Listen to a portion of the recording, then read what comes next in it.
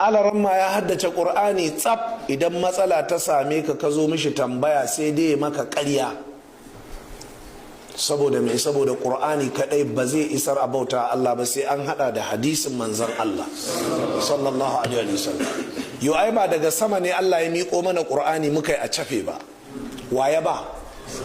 Annabi sallallahu alaihi wasallam, kuma ya wakilta annabi wa jama'a bayani, sai ka ce ba ruwanka da wanda aka ce ya bayyana. Ka shiga kemis kana zawo, ka shiga kemis kana zawo, sai ka miƙa mishi naira 1000, sai ka kai hannu ka ɗauko aizal da ake sawa a shadda, ya ce lafiya, sai ka ce zawo kake, ba na biya ka 1000 ba, nawa ne maganin? Ka ce 700. ce to shi kenan, ni na ɗauki magani na, ba ruwa na da kai, ka je ka sha aizal kana zawo.